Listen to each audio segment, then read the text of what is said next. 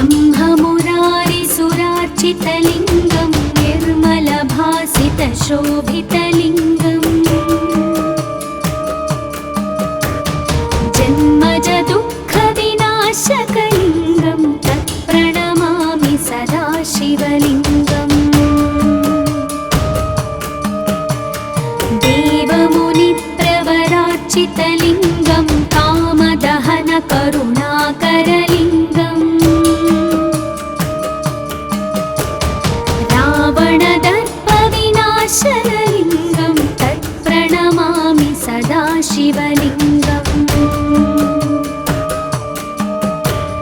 सर्वसुगन्धसुलेपितलिङ्गं बुद्धिविवर्धनकारणलिङ्गं सिद्धसुरासुरवन्दितलिङ्गं तत्प्रणमामि सदा शिवलिङ्गम् कनकमहामणिभूषितलिङ्गं फणिपतिवेष्टितशोभितलिङ्गम् दक्षसुयज्ञविनाशनलिङ्गं तत्प्रणमामि सदा शिवलिङ्गम्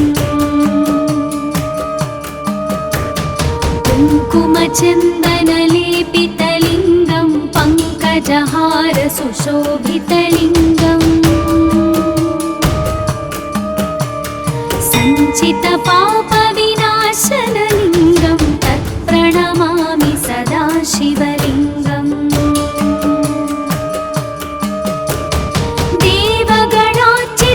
देवगणार्चितसेवितलिङ्गं भावैर्भक्तिभिरेव च लिङ्गं दिनकरकोटिप्रभाकरलिङ्गं तत्प्रणमामि सदा शिवलिङ्गम् अष्टदलोपरिवेष्टितलिङ्गं सर्वसमुद्भवकारणलिङ्गम् अष्टदरिद्रविनाशनलिङ्गं तत्प्रणमामि सदा शिवलिङ्गम् सुरगुरुसुरवरपूजितलिङ्गं सुरवनपुष्पसदार्चितलिङ्गम् परात्परं परमात्मकलिङ्गं तत्प्रणमामि सदा शिवलिङ्गम् तत्प्रणमामि सदा शिवलिङ्गम् तत्प्रणमामि सदा शिवलिङ्गम् लिङ्गाष्टकमिदं पुण्यं यः पठेत् शिवसन्निधौ शिवलोकमवाप्नोति शिवेन सह मोदते। ॐ नमः शिवाय।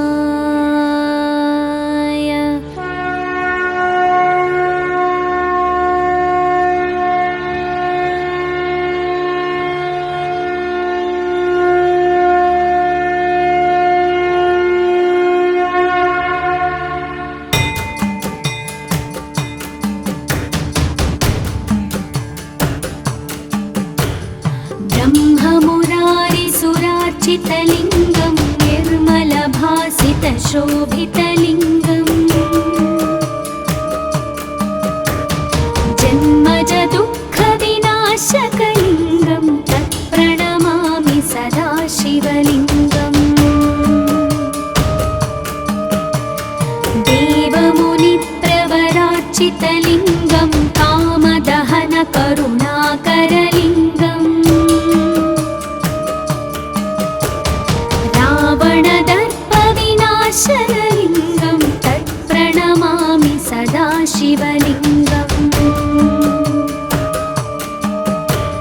सर्वसुगन्धसुलेपितलिङ्गं बुद्धिविवर्धनकारणलिङ्गं सिद्धसुरासुरवन्दितलिङ्गं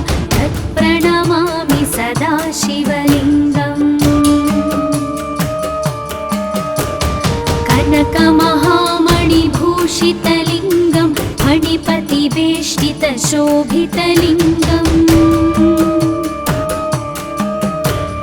दक्षसुयज्ञविनाशनलिङ्गं तत्प्रणमामि सदा शिवलिङ्गम् कुङ्कुमचन्दनलेपितलिङ्गं पङ्कजहार सुशोभितलिङ्गम् सञ्चितपापविनाशनलिङ्गं तत्प्रणमामि सदा शिवलिङ्गम् देवगणार्चितसेवितलिङ्गं भावैर्भक्तिभिरेव च लिङ्गं दिनकरकोटिप्रभाकरलिङ्गं तत्प्रणमामि सदा शिवलिङ्गम् अष्टदलोपरिवेष्टितलिङ्गं सर्वसमुद्भवकारणलिङ्गम् अष्टदरिद्रविनाशनलिङ्गं तत्प्रणमामि सदा शिवलिङ्गम् सुरगुरुसुरवरपूजितलिङ्गं सुरवनपुष्पसदार्चितलिङ्गम् परात्परं परमात्मकलिङ्गं तत्प्रणमामि सदा शिवलिङ्गम् तत्प्रणमामि सदा शिवलिङ्गम् तत्प्रणमामि सदा शिवलिङ्गम् लिङ्गाष्टकमिदं पुण्यं यः पठेत् शिवसन्निधौ शिवलोकमवाप्नोति शिवेन सह मोदते। ॐ नमः शिवाय।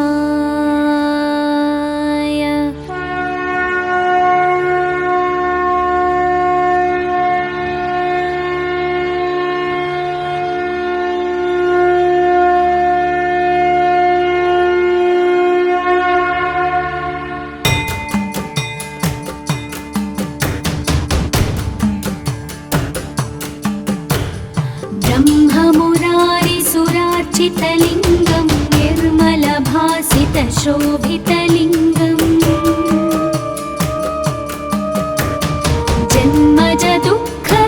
जन्मजदुःखविनाशकलिङ्गं तत्प्रणमामि सदा शिवलिङ्गम्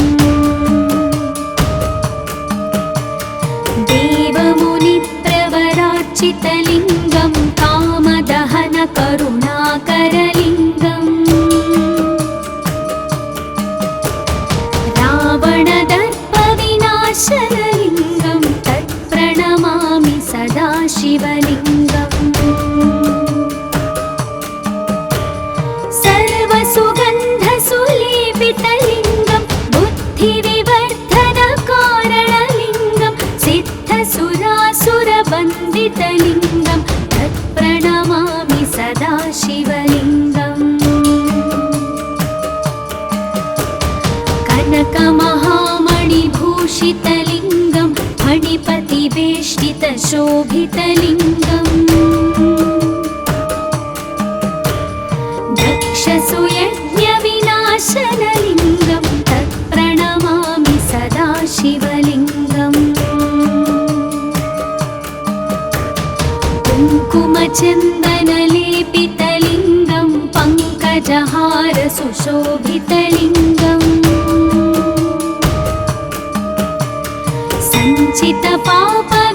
सञ्चितपापविनाशनलिङ्गं तत्प्रणमामि सदा शिवलिङ्गम् देवगणार्चितसेवितलिङ्गं भावैर्भक्तिभिरेव च लिङ्गं दिनकरकोटिप्रभाकरलिङ्गं तत्प्रणमामि सदा शिवलिङ्गम् अष्टदलोपरिवेष्टितलिङ्गं सर्वसमुद्भवकारणलिङ्गम्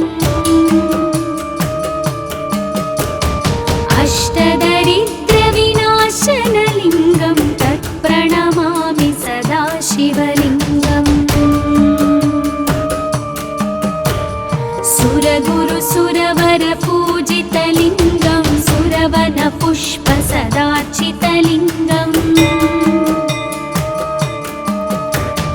परात्परं परमात्मकलिङ्गं तत्प्रणमामि सदा शिवलिङ्गम् तत्प्रणमामि सदा शिवलिङ्गम् तत्प्रणमामि सदा शिवलिङ्गम् लिङ्गाष्टकमिदं पुण्यं यः पठेत् शिवसन्निधौ शिवलोकमवाप्नोति शिवेन सह मोदते। ॐ नमः शिवाय।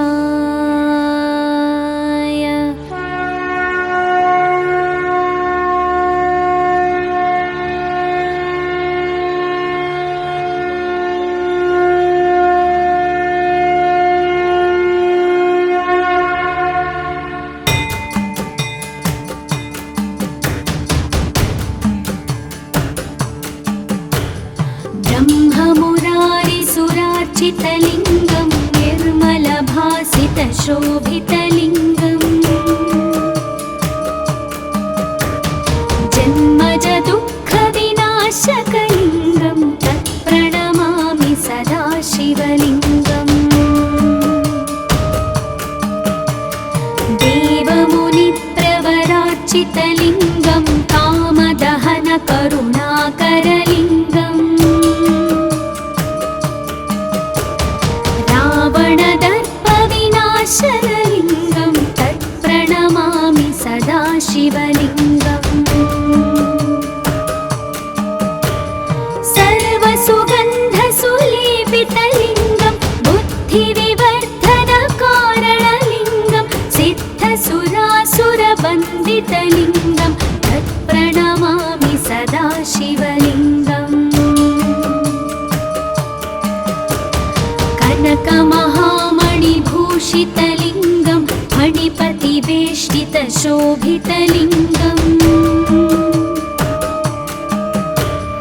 दक्षसुयज्ञविनाशनलिङ्गं तत्प्रणमामि सदा शिवलिङ्गम् कुङ्कुमचन्दनलेपितलिङ्गं पङ्कजहारसुशोभितलिङ्गम् सञ्चितपापविनाशनलिङ्गं तत्प्रणमामि सदा शिवलिङ्गम्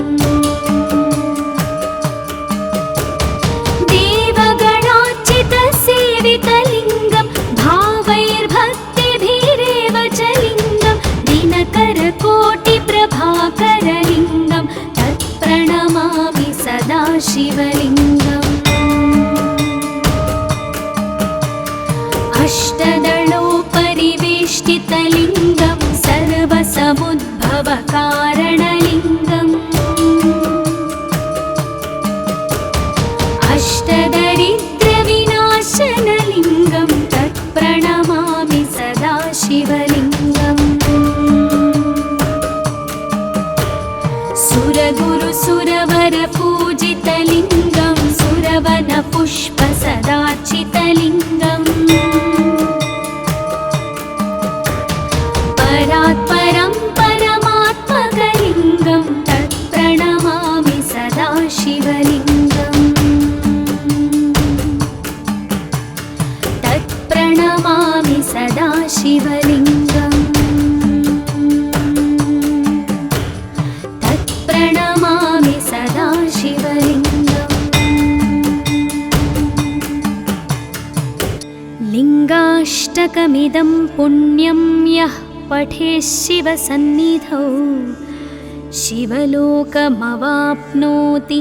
शिवेन सह मोदते। ॐ नमः शिवाय।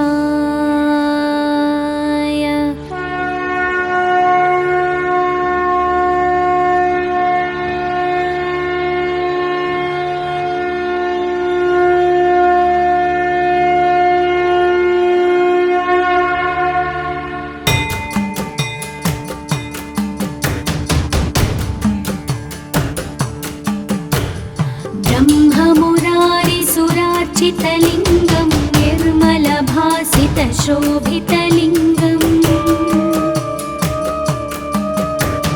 जन्मज दुःखविनाशकलिङ्गं तत्प्रणमामि सदा शिवलिङ्गम्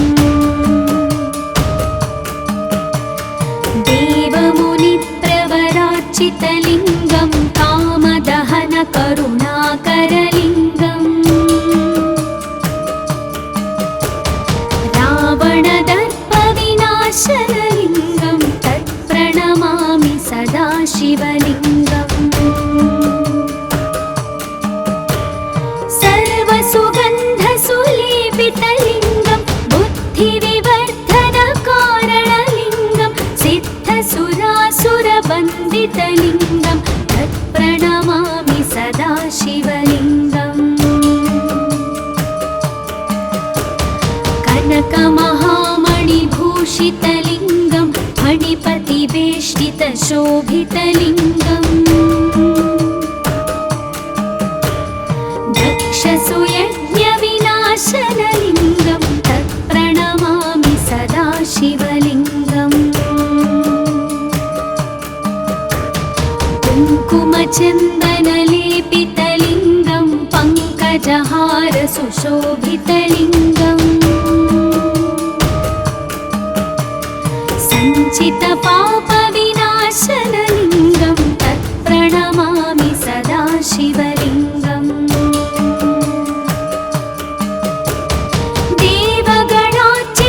देवगणार्चितसेवितलिङ्गं भावैर्भक्तिभिरेव च लिङ्गं दिनकरकोटिप्रभाकरलिङ्गं तत्प्रणमामि सदा शिवलिङ्गम् अष्टदलोपरिवेष्टितलिङ्गं सर्वसमुद्भवकारणलिङ्गम् अष्टदरिद्रविनाशनलिङ्गं तत्प्रणमामि सदा शिवलिङ्गम् सुरगुरुसुरवरपूजितलिङ्गं सुरवनपुष्पसदार्चितलिङ्गम् परात्परं परमात्मकलिङ्गं तत्प्रणमामि सदा शिवलिङ्गम् तत्प्रणमामि सदा शिवलिङ्गम् तत्प्रणमामि सदा शिवलिङ्गम् लिङ्गाष्टकमिदं पुण्यं यः पठेत् शिवसन्निधौ शिवलोकमवाप्नोति शिवेन सह मोदते। ॐ नमः शिवाय।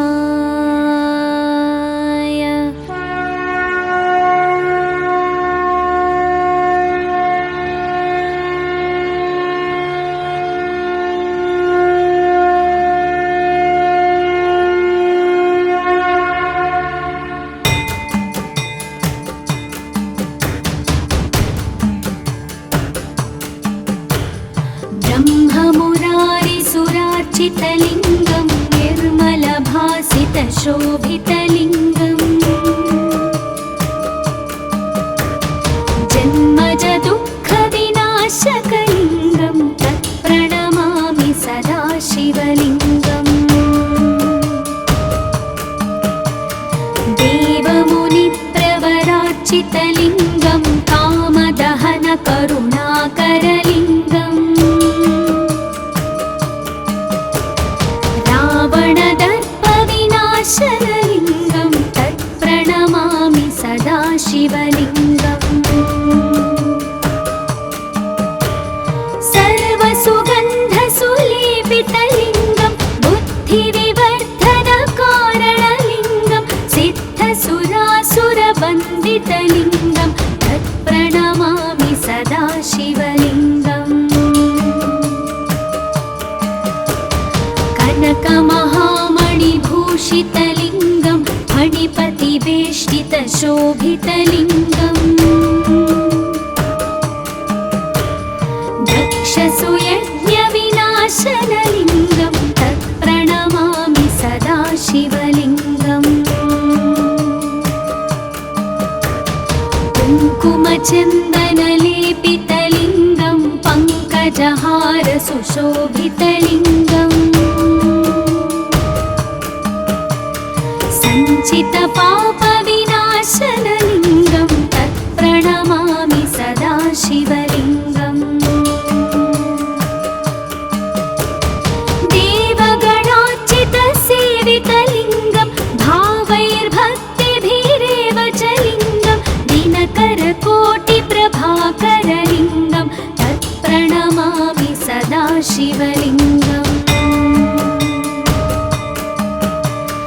अष्टदलोपरिवेष्टितलिङ्गं सर्वसमुद्भवकारणलिङ्गम्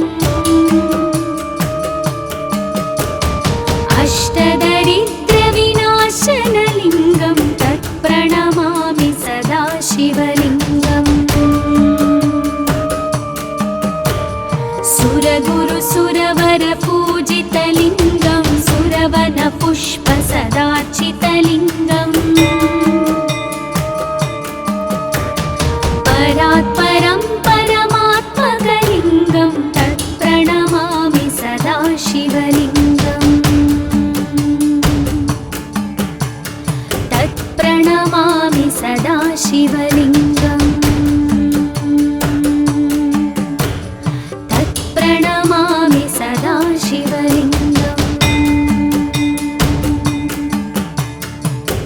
लिङ्गाष्टकमिदं पुण्यं यः पठेत् शिवसन्निधौ शिवलोकमवाप्नोति शिवेन सह मोदते। ॐ नमः शिवाय।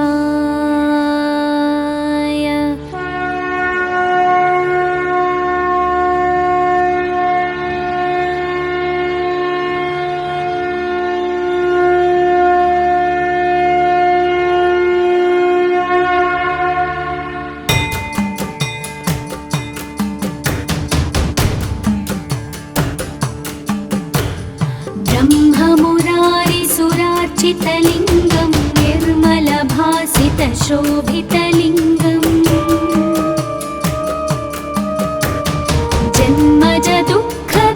जन्मजदुःखविनाशकलिङ्गं तत्प्रणमामि सदा शिवलिङ्गम् देवमुनिप्रवरार्चितलिङ्गं कामदहनकरुणाकरलिङ्गम् रावणदर्पविनाशनलिङ्गं तत्प्रणमामि सदा शिवलिङ्गम् सर्वसुगन्धसुलेपितलिङ्गं बुद्धिविवर्धनकारणलिङ्गं सिद्धसुरासुरवन्दितलिङ्गं तत्प्रणमामि सदा शिवलिङ्गम् कनकमहामणिभूषितलिङ्गं फणिपतिवेष्टितशोभितलिङ्गम् दक्षसुयज्ञविनाशनलिङ्गं तत्प्रणमामि सदा शिवलिङ्गम् कुङ्कुमचन्दनलेपितलिङ्गं पङ्कजहारसुशोभितलिङ्गम् सञ्चितपापविनाशनलिङ्गं तत्प्रणमामि सदा शिवलिङ्गम्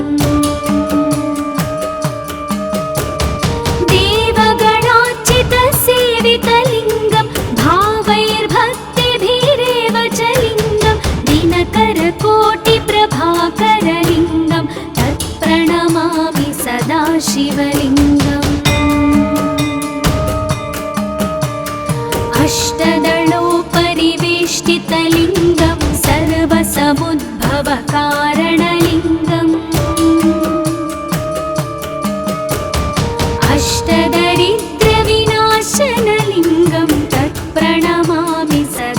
सदाशिवलिङ्गम्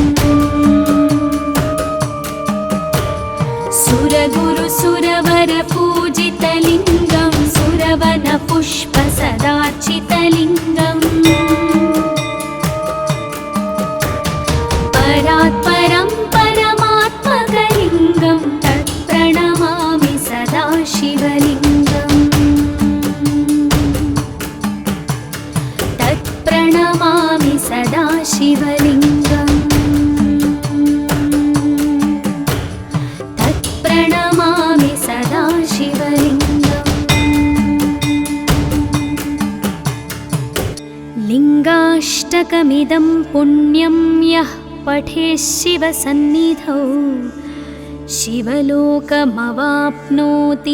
शिवेन सह मोदते।